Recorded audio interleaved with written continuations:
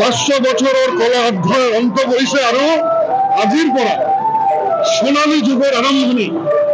আজি অযোধ্যাত প্রভু রামচন্দ্রের নিজ গৃহে প্রবেশ। এই দিনটো আমার সনাতনী রাইজের কারণে চিরস্মরণীয় হয়ে থাকিব। আর আমি ভাবি যে আজির পৰা ভারতবর্ষের নতুন যুগের সূচনা হবে। জয় শ্রীরাম, জয় শ্রীরাম, জয় শ্রীরাম, জয় শ্রীরাম, জয় শ্রীরাম, জয় শ্রীরাম,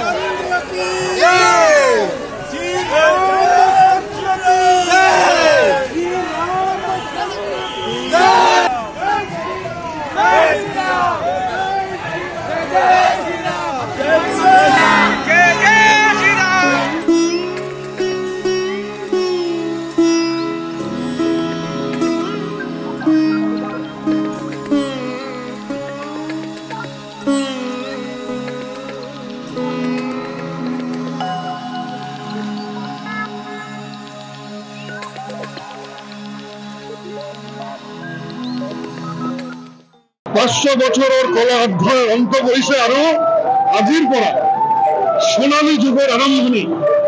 আজি অযোধ্যাত প্রভু রামচন্দ্রের নিজ গৃহে প্রবেশ। এই দিনটো আমার সনাতনী রাইজের কারণে চিরস্মরণীয় হয়ে থাকিব।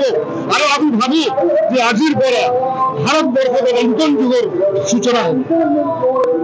জয় শ্রীরাম, জয় শ্রীরাম, জয়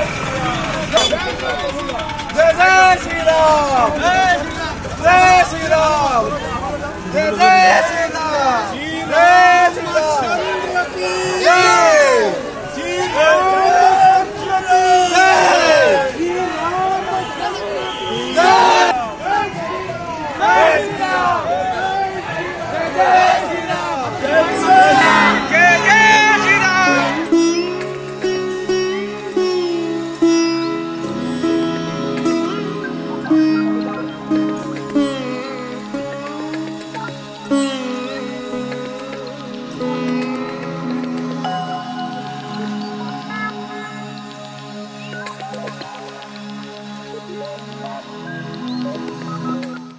পাঁচশো বছরের কলা অধ্যায় অন্ত বইছে আৰু আজিৰ পৰা সোণালী যুগের আরম্ভণি।